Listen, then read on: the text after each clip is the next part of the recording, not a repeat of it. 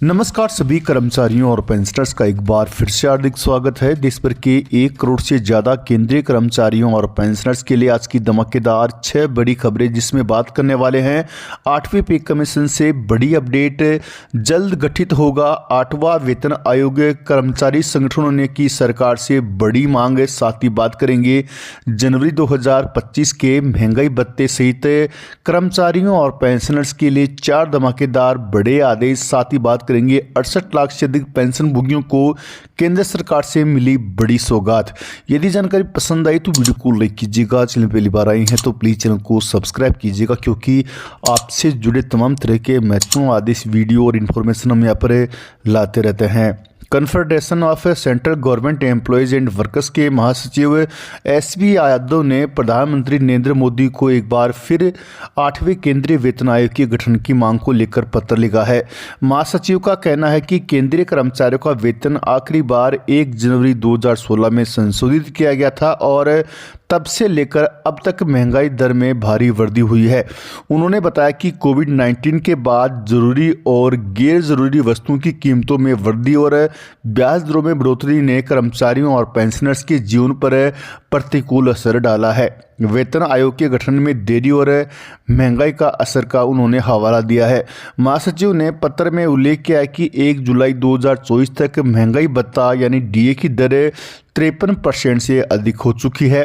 इस समय सीमा में महंगाई ने कर्मचारियों की वास्तविक आय को बहुत प्रभावित किया है। पिछले 9 सालों में खास तौर पर कोविड-19 के बाद सैलरी की वैल्यू काफ़ी कम हो गई है, क्योंकि महंगाई की दर लगातार बढ़ रही है। उन्होंने ये भी कहा कि वेतन आयोग का गठन और लागू होने में समय लगता है। इस प्रक्रिया को जल्द से जल्द शुरू किया जाना चाहिए। हर 5 साल में वेतन रिवीजन की भी जरूरत महासचिव ने बताई है। महासचिव ने वेतन संरचना को मजबूत करने की आवश्यकता पर जोर दिया, ताकि यह देश की सर्वश्रेष्ठ प्रतिभा को आकर्षित कर सके। उनका कहना था कि केंद्रीय कर्मचारियों के वेतन का रिवीजन हर 5 साल में होना चाहिए, ताकि वे एक सम्मानजनक जीवन जी सकें और सरकारी योजनाओं का सही तरीके से कार्यान्वयन कर सकें। महंगाई और करेंसी वैल्यू के प्रभाव को ध्यान में रखते हुए महासचिव ने पीएम से अपील की है कि महंगाई और करेंसी वैल्यू के गिरने के चलते 8वें केंद्रीय वेतन आयोग का गठन जल्द से जल्द किया जाना चाहिए, ताकि कर्मचारियों और पेंशनर्स को एक बेहतर जीवन मिल सके और सरकारी नीतियों को प्रभावी ढंग से लागू किया जा सके। उन्होंने यह भी उल्लेख किया कि केंद्र सरकार के कर्मचारियों के वेतन संशोधन 1 जनवरी 2026 से होने वाला है, लेकिन इस प्रक्रिया को तुरंत शुरू कर देना बेहद जरूरी है। उन्होंने आगे कहा कि कन्फेडरेशन का कहना है कि सरकार ने अपने कर्मचारियों को एक सम्मानजनक जीवन प्रदान करने की जिम्मेदारी निभानी चाहिए। बेहतर वेतन संरचना से कर्मचारियों अपने कार्यों को अधिक प्रभावी तरीके से कर पाएंगे और सरकार की योजनाओं का कार्यान्वयन सही तरीके से हो सकेगा। उनका मानना है कि केंद्रीय कर्मचारियों के वेतन रिवीजन में समय पर बदलाव होने से कर्मचारी अपने कार्यों को पूरे उत्साह और समर्पण से करेंगे। आगे बताया कि सार्वजनिक उपक्रमों में वेतन संशोधन हर 5 साल में होता है, जबकि सरकारी कर्मचारियों के लिए यह अवधि 10 साल की है। उनका कहना है कि यह असमानता दूर की जानी चाहिए, ताकि सरकारी कर्मचारियों की वेतन संरचना को बेहतर और आकर्षक बनाया जा सके। एसबी यादव ने यह भी उल्लेख किया कि एक आदर्श नियोक्ता को कर्मचारियों के प्रति अपनी जिम्मेदारी को समझते हुए उन्हें सही वेतन और बेहतर जीवन देने की दिशा में काम करना चाहिए। इससे कर्मचारियों की कार्य प्रणाली में सुधार होगा और सरकारी योजनाओं का लाभ आम जनता तक अधिक प्रभावी ढंग से पहुंच सकेगा।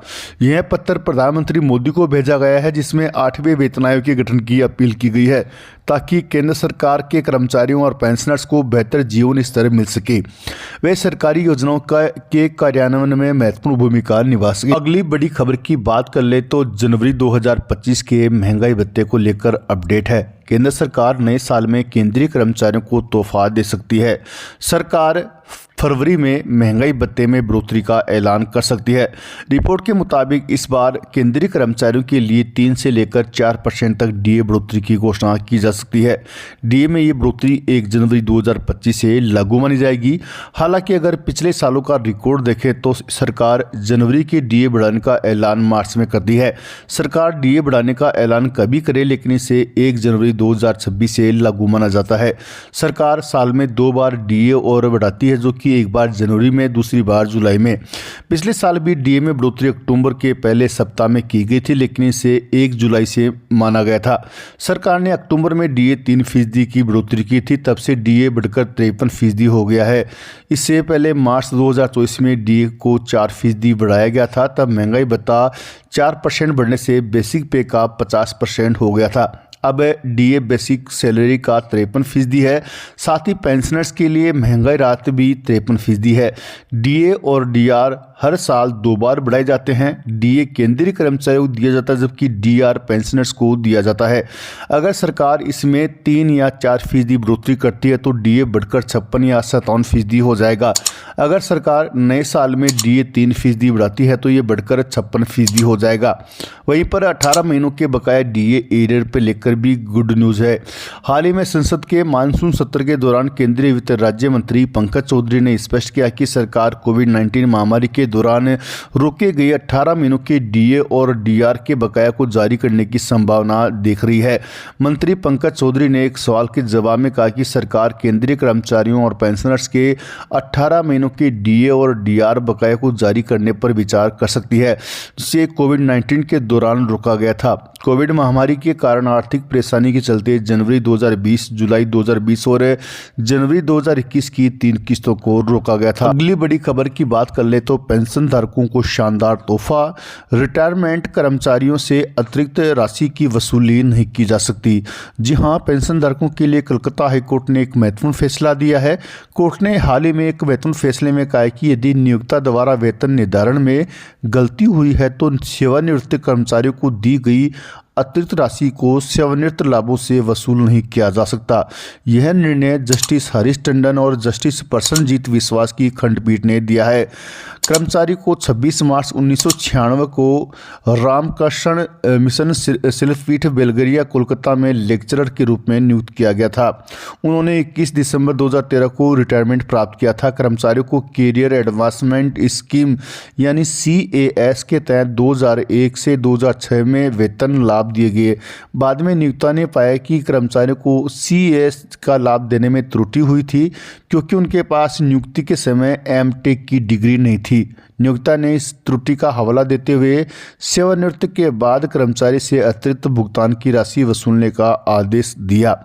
कर्मचारी ने तर्क दिया कि CAS के तहत लाभ दिए जाने के समय सभी अधिकारियों ने इसे मंजूरी दी थी और किसी भी आपत्ति का उल्लेख नहीं किया गया था। सेवानिवृत्ति के बाद राशि की वसूली को उन्होंने अनुचित और अन्यायपूर्ण बताया। इसके बाद में न्यायालय ने मामले का अवलोकन किया। अवलोकन करने के बाद उन्होंने महत्वपूर्ण निर्णय दिया कि वसूली अन्यायपूर्ण है।